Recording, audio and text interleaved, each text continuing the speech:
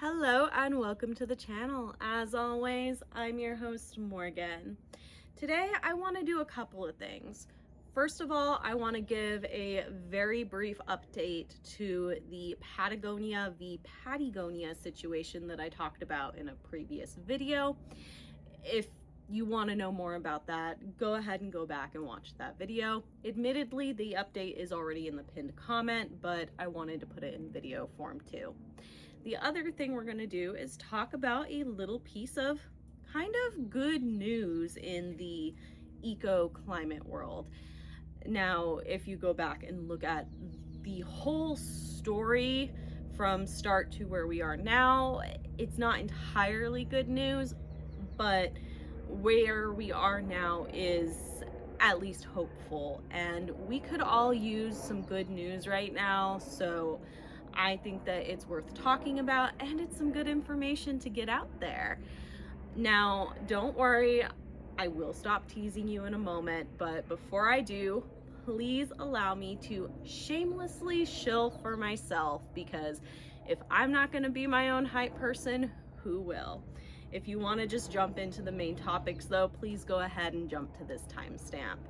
If you're along for the ride, then let's start with the YouTube stuff. First of all, if you find any value in this video at all, please consider giving it a like. If you want to see more of me and my content recommended to you, go ahead and click that subscribe button. I would really appreciate it.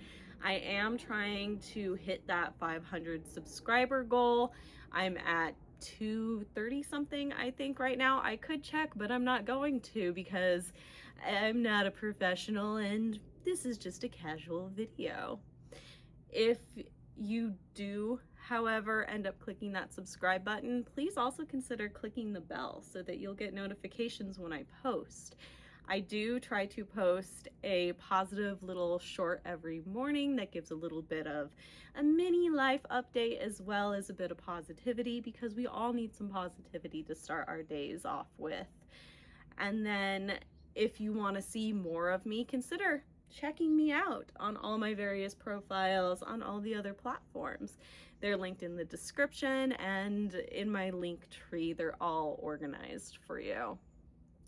But while I still have you captivated here, if you want to support any of the work that I do here, then please consider heading on over to my Patreon. It's mostly just kind of blog posts and updates right now, but I am working on that. And just a reminder, I am currently a college student, again, working on my master's, and I'm gonna have to be paying for the fall semester tuition soon. So if you want to contribute just to that, my GoFundMe is still live. No pressure for anything. I would just really appreciate it. Now, I've taken up a whole bunch of time talking about me, so let's get into the topic. First of all, let's get the Patagonia v. Pattiegonia update out of the way, because it does seem that on the day that I posted my video, actually, Pattiegonia chose to go ahead and, instead of continuing to dig her heels in on going to trial and fight the lawsuit brought against her, to go ahead and settle through some sort of arbitration. Now, it is important to remember that settling is not necessarily an admission of guilt. However, based on the evidence provided in the lawsuit, I do think that Pattie is making the most advantageous decision here, and quite frankly, a lot of my opinions that I expressed in my previous video, I still stand behind. My mind hasn't really been changed. There has been some other discourse about work that Pattie has done and charity stuff that I am not up to date on. I will be completely honest about that. So I am not at a point at time of recording this video that I can speak on that. However, I am trying to keep an eye on the situation to see if it is something that I would like to dive into here. But for now, that's the update. I doubt we'll get much more out of it, because when lawsuits settle, at least based on my very non-professional observation, we rarely get any more information publicly. And you know what? That's okay. We don't always need to know absolutely everything. And I know that we're in the time of information being quite literally at our fingertips, but that is something that I fully believe we need to learn to be okay with, and we're just gonna have to be okay in this situation. So Patagonia and Pattiegonia are going to go ahead and settle, and it seems like they're both going to be able to continue on to do their advocacy work and all that jazz. So let's go ahead and move on to the little bit of the good news story that I would like to talk about today. About a week ago at time of recording, I came across this post on Instagram letting everyone out there know that the scientists that were let go by the Trump administration back when Doge was doing the whole purging of quote unquote waste, and the administration was also purging things from government websites that had to do with climate change and really anything that the current administration doesn't agree with, have launched their own climate website. So I want to go ahead and read this caption real quick. I also have found an NPR article that we can look at.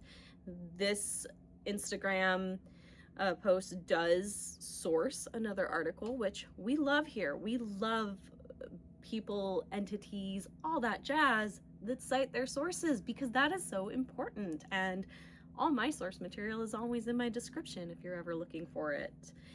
So let's go ahead and read this quick caption. We'll look at the NPR article and we'll look at the website and we'll yap about it for a minute, because I do think this is a really good thing, especially considering a lot of those .gov resources that not just scientists, but people in different industries like agriculture, fishing, education rely on, have been either purged, shut down, reduced.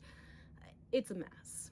But let's take a look at this, because I also would like to see if this is going to be a reliable source that we can use. As someone who is currently going to school, whose a kind of area of study and primary interest has to do with climate change and things like that, the lack of publicly available resources has been something that I have been fuming about pretty constantly. So this excites me, and that's why we're sharing it today. That's why we're here today. So let's start with this caption. Former NOAA employees in the US have resurrected 15 years of public climate data on a new nonprofit website. Gotta love a good nonprofit that's out there to share data and stuff, you know, love that. A year after the Trump administration redirected the popular climate.gov domain and laid off its staff, former federal scientists have fought back by launching climate.us. Led by former program manager Rebecca Lindsay, the newly debuted independent nonprofit website resurrects 15 years of weather records, climate indicators, and the 5th National Climate Assessment. The grassroots effort, reviewed by over 80 volunteer scientists, was made possible by more than 2,500 individual donors who raised approximately $250,000 to keep the critical research online. That is amazing. Yeah, one of the biggest challenges in the world of science is funding and being able to pay for the science being done, even if it is a project like this, because even aggregating data and putting it out there in a usable and understandable format is a really big deal, and a lot of people don't know how much work goes into that. So this is amazing. The initiative underscores a growing conflict over public access to scientific research amid massive federal workforce reductions. Since late 2024, nearly 120,000 federal employees at agencies like the NOAA and EPA, not sure about the wording on that sentence, but that's me being nitpicky, have been laid off under sweeping efficiency mandates. By shifting this data to an independent non-governmental platform, organizers aim to insulate critical scientific facts from political interference. As Lindsay noted, trusted climate information should not vanish when politics change, setting a new precedent for how scientists may bypass federal control to preserve public interest data. That's fantastic. And then they have their source, which is futurism. We're going to look at an NPR article, but I'll link this post, the NPR article, and the climate.us if you want to go look at that stuff as well. But this is awesome, honestly. I am someone who passionately believes that science should be more accessible, and one of the issues with not just science, but the world of academia at large, because academia is not just science. There's research going on in all sorts of subjects, history, sociology, blah, blah, blah, all that stuff. And there is a stigma around academia that it's like snobbish or elitist, and it is. I'm not saying it's not, but there is also a push to make things more accessible to the public, and having sites like the former climate.gov website and now this climate.us website are so valuable. Like, you really can't put a dollar amount on them because they are knowledge at its core. And just having these public resources is so important because it's not just scientists that use these, it's also farmers, like I said, people who work in the fishery industry. It is so important. Data like this touches every single person, whether or not you realize it, because the climate impacts all of us, and we should be able to see that data and be able to at least try to understand it. But let's go ahead and get into this NPR article to see if it's going to give us any more information that the Instagram post did not. I suspect that it will. So this article is ex-NOAA employees recreate a valuable climate data site shut down by Trump. Now, I do understand that people are going to get frustrated that they use the wording shut down by Trump, but it was done by his administration. His name is on it. You can say it was done by Trump, even if he wasn't the one that pushed the button himself. It's his administration acting in his name. If he doesn't want credit for things like that, then he shouldn't be in the White House, in my humble opinion. And that is a hill that I am willing to perish upon. Let's continue on. Scientists, educators, farmers, and the broader public now have a new website for climate information in the United States. The site climate.us launched this week and fills a void left when a government-run climate information website was shut down last year by the Trump administration. I would like to also add there that the climate.gov and the NOAA resources, NOAA is the National Oceanic and Atmospheric Administration, if I'm remembering correctly. I am remembering correctly. And it's actually about to be right in front of my face in the next sentence I read. So, round of applause for me, y'all.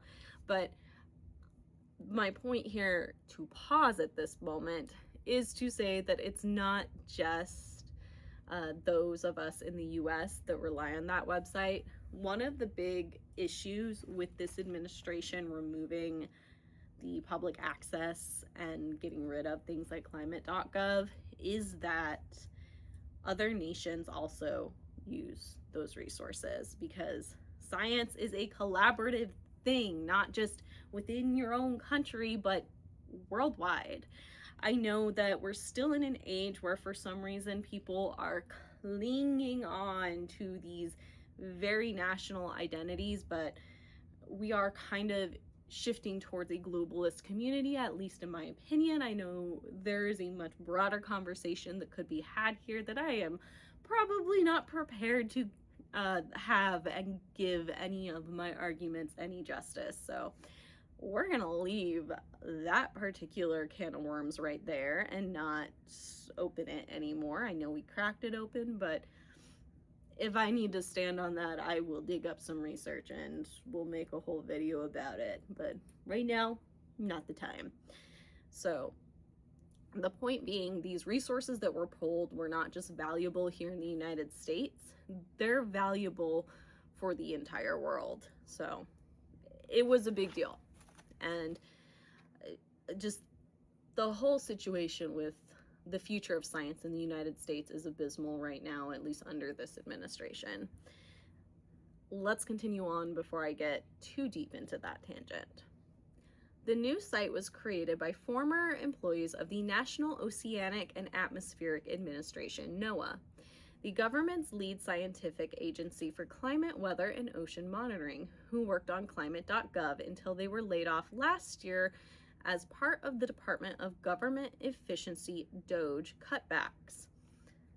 I mean, really, was that department efficient at all? Or was it really just a big freaking waste? I digress. Let's move on a bit. Climate.gov had long been a trusted source for official government climate data. Nearly 1 million visitors came to the site each month, according to 2021 numbers.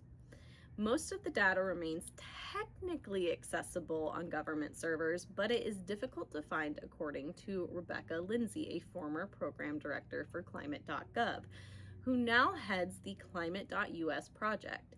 In August 2025, she and 2 other former NOAA employees who helped run the government site began to recreate it. This information is too important. It should remain in a protected place, Lindsay says. I completely agree.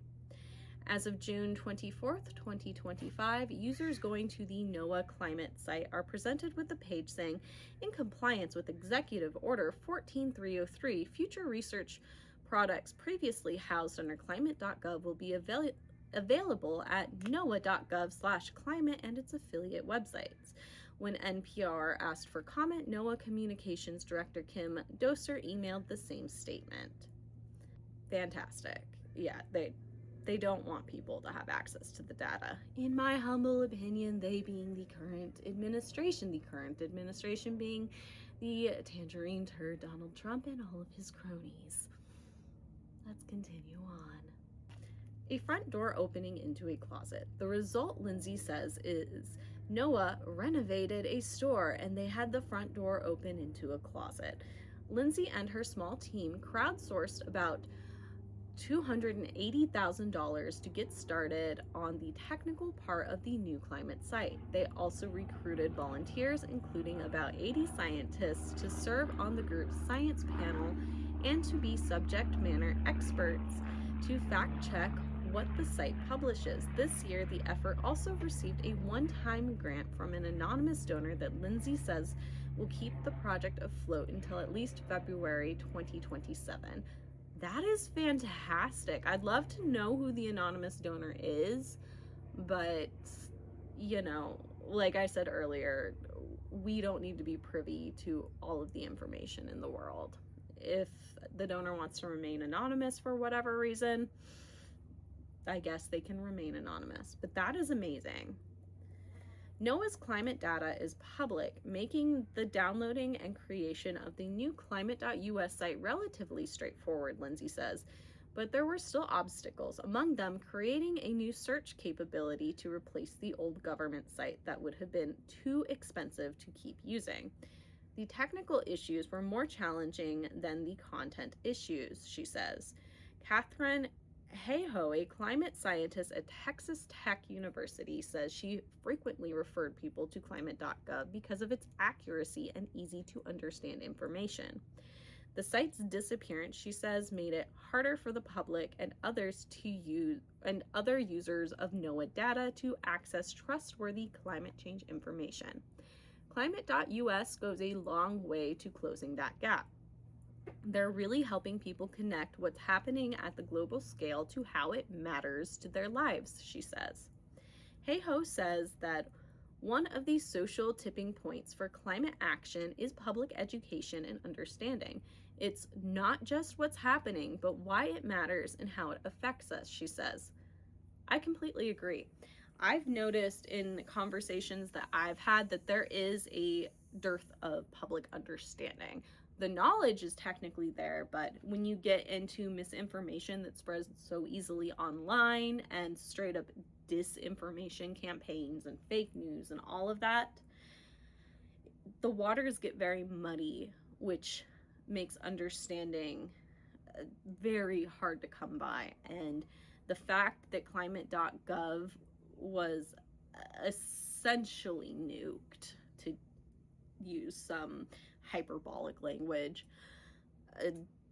one of our largest resources that was the easiest to understand, really just adds to the confusion and the muddying of the proverbial waters. So let's go ahead and continue on. I did not really realize this article was going to be so long, but you know what? It's okay. We're on this journey together. I haven't read this first. Like you can probably tell. I know this is a little bit not super structured, but I'm trying a thing here, putting more of my personality into these. So you're welcome. Let's continue on. Climate.gov was considered a flagship source and hugely important, not only for raw data, but for context and analysis, says Gretchen Gerke. I am so sorry if I'm butchering names. Butchering names. It's one of those days, man. It's been a long week, but let's continue on. A science communicator at the Environmental Data and Governance Initiative, EDGI, a nonprofit group that works to make information about the environment available to the public. I think what it did was take this huge amount of climate data that we have and make it much, much more accessible for the public and for policymakers, she says.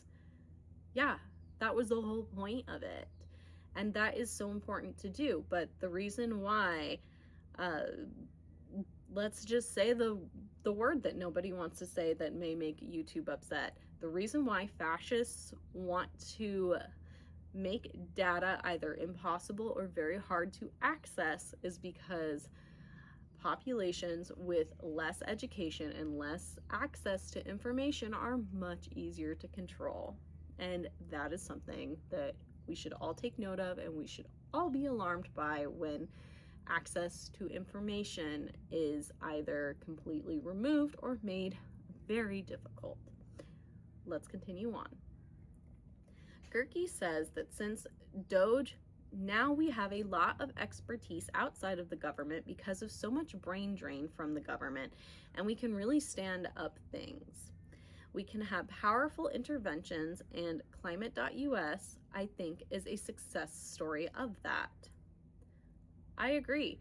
Honestly, I have been very concerned about so many brilliant minds that were working for these government agencies now being cut loose, but I do think that the silver lining in this shitstorm is that now these very brilliant minds are free to go do things like this and create their own sites. And since they're not affiliated with the government anymore, they are able to be a little more free with how they put the information out there, and hypothetically at least they have broken free of red tape that makes information communication a little more difficult. But in general, we do need more science communication, and we do need more accessible data and accessible knowledge, which I mean is kind of why we're here. I masquerade as a science communicator, and honestly, I think everyone can if they put in the work. But I digress. Let's continue on. The new site recreates the old climate dashboard on the government site that contained more than a dozen key graphs related to climate change. I loved that dashboard. I went to climate.gov a lot, not just for my academic ventures, but in my general life, because I'll tell you a secret. I'm kind of a nerd. I know, that's a shocker. But sometimes it would be fun just to go and look at the graphs and play with the data. Depressing, but fun. Because I mean, who doesn't enjoy depressing and alarming yourself for shits and giggles every once in a while? Just me? Okay. It also features climate.gov's 15-year collection of climate news and stories, expert blogs, visual status reports on key climate indicators, maps and data pathways, climate literacy resources, and classroom materials according to the site.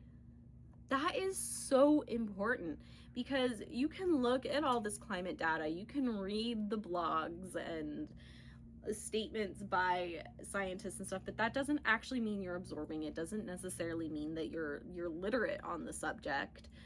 And having access to those resources to help you learn how to comprehend the things is so important. It is a skill to be able to not just read and take in any kind of scientific information, but understand it. Because you can read it, you can look at it, doesn't necessarily mean you understand it. And I, for one, can attest to that because I read scientific papers a lot, and sometimes I just stare at them and I'm just like, you sure said a lot of things, you sure did a thing, because it's not my subject, and then I need to Google about a dozen things before I kind of understand what the abstract was telling me. But that's where we're at. Science is difficult. Technical language is difficult, man. It's not something we should be ashamed of, and it is something that we should talk about and something that we should advocate for people to try to learn that skill. Are you going to become super literate and educated in all fields? Absolutely not. That's impossible, by the way. But if you're interested in something, then you should have the resources you need to equip yourself to have that understanding. And sites like climate.gov were one of the ones that made it possible.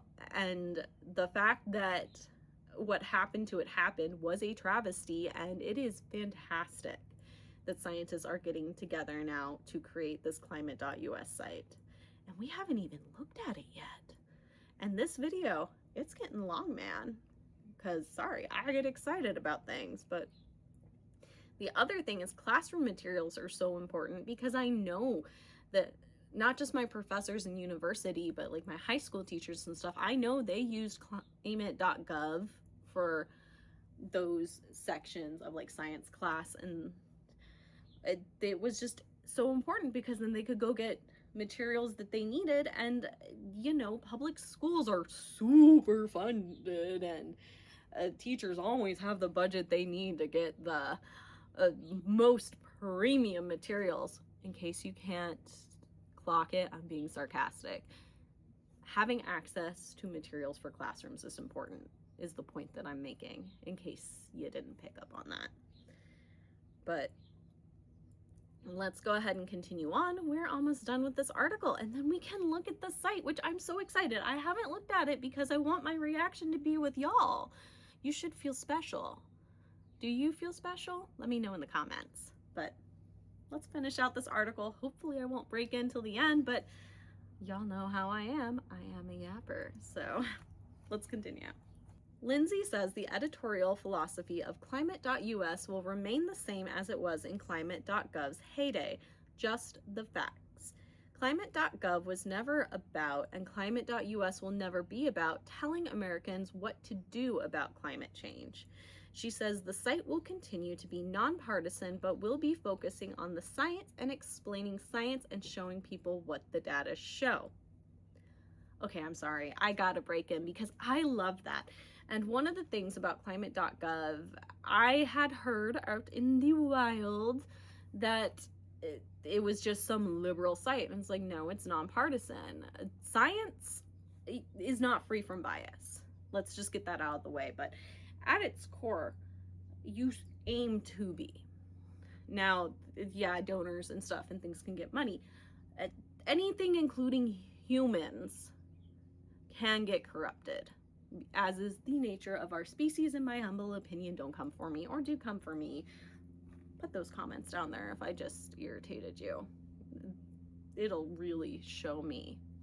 But the thing is, the data is just the data. It doesn't care if you're left wing, it doesn't care if you're right wing. The data is the data. If you don't like what the data is saying, that doesn't mean it's some big conspiracy. But perhaps sitting in that uncomfy feeling is important for growth and learning.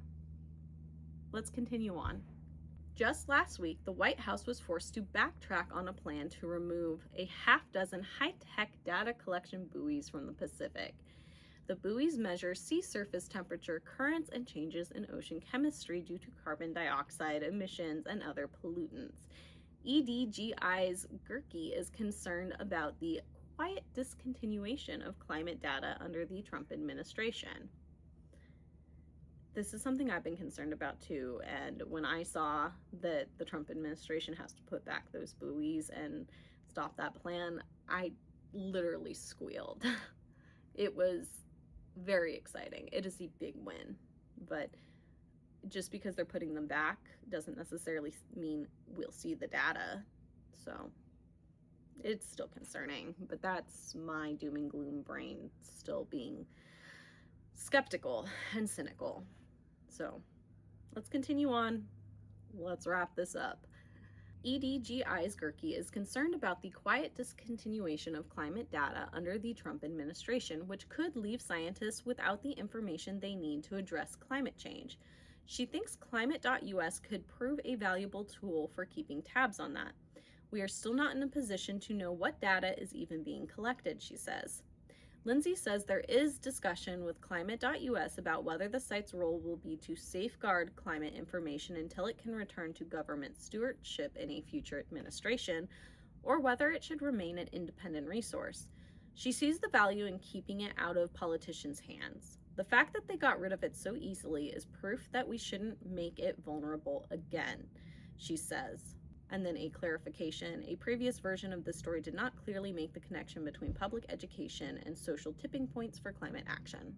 Before we look at the site, I just want to say that personally, in my opinion, I think that this site should remain out of government hands.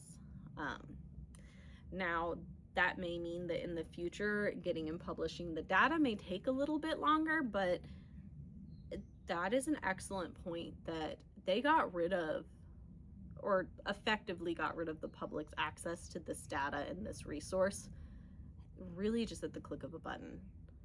And that is not something that should have happened, at least in my humble opinion. Science should not be political, but unfortunately we do live in a world where everything is political, even science. And if the science and the data is not saying what the current administration wants, they try to silence it. In this case, it's the Trump administration. And for the record, for anyone saying, oh, you're just hitting this because you hate Trump, no. If any politician, any president did this, I would be just as upset. It just happens that the orange man is the evil that is in the White House right now, and he is a deplorable human being, and there are so many reasons to hate him. So this is just, the attack on science by this administration is objectively bad. If it were being done by any other administration, it would still be objectively bad. We would still be here. I would just be saying a different name. So I've been teasing you enough. Let's go ahead. Let's look at this site, why don't we? Ooh. I like it. It's sleek. It is simple. The header here says climate.us, formerly climate.gov. It's got news articles. It looks like the most recent thing is from today. July 9th. Yeah, today is July 9th. So, yeah. I like this. Right on front is the news. Let's look at the maps and data. Interactive map. Yeah, this is a lot like the original climate.gov, and I think this is important. There's this whole teaching dashboard. I know that I used climate.gov a lot in my undergrad work, and it made me really sad when I was actually getting ready to start on my inquiry project for this semester, my first semester of my master's program. And it's like, oh, I was just going to use like some NOAA data, but it's too difficult to find now. If I'd known about this, maybe I would have done something with that, but I'm going to go look at oak trees instead. I'll yap about that elsewhere, so keep your eye out for that. But this is so important. I love this like teaching thing. Yeah, if you're someone who wants to learn more about climate change, if you're someone who used to use climate.gov a lot, definitely check out climate.us. Obviously, I'm not sponsored or anything. I came across this organically in the wild, and it's a nonprofit, or at least that was my understanding reading everything. Yeah, like I'm a little speechless. Like the work that had to have gone into this and is still going into this, just, it's amazing. Please go check it out. I am going to give them a follow on Instagram. Yeah, it says it is a nonprofit. And quite frankly, I think that it should most definitely stay out of the hands of the federal government, because what we have seen from this current administration is that if something does not fit their narrative, they will do everything that they can to get rid of it. And that is absolutely horrifying, especially as someone who does value science and education so highly. So yeah, this is good, genuinely good news. I feel like I'm just a little bit speechless right now, because again, the work that had to go into this to compile everything and put it together in this way, it just blows my little pea brain. But I know what I'll be doing instead of doom scrolling when I get stuck and I'm trying to procrastinate doing either work or schoolwork. I mean, when I have free time. What is free time? Honestly, this is all I have for you today. It was just like a good news story, because we all need some good news right now. Yes, I have some other things saved that are less happy, but are still important to talk about. I just need to put my big girl pants on and sit down and do the research so we can chit chat about it. But for now, that's it for this story. I am gonna give a quick little update for anybody who is still here right now. If you did enjoy kind of my yappy update video, good news. I have decided I don't want to keep those videos here on this channel because I don't think they make as much sense. I do want to kind of keep this channel focused on like science communication, eco issues, things like that. But I have technically created a vlog channel where I will be kind of yapping and stuff. I think that I can add myself as a collaborator, so at least the first few videos for a while I will add myself as a collaborator. I'll post about them all over the place. I'm probably gonna go film a video for that right after I finish filming this, because I got a lot of things that I kind of just want to yap about, but they don't quite fit here. And I have kind of been inspired by Peter Mon lately, and it feels nice to be able to sit down and even listen to someone yapping like they're yapping to a friend. I've been saying yapping a lot. I'm sorry if that bothers you. It's one of those words that's stuck in my brain right now. But yeah, I'm also launching a channel just for my book stuff here on YouTube. I have other profiles for my book stuff, but I want to do a little bit longer form. So if you're interested in any of that, go check those out. But in the meantime, please like, share, subscribe, all the YouTubey things, and I hope that you have a wonderful rest of your day, afternoon, evening, what have you, and I will see you all in the next one.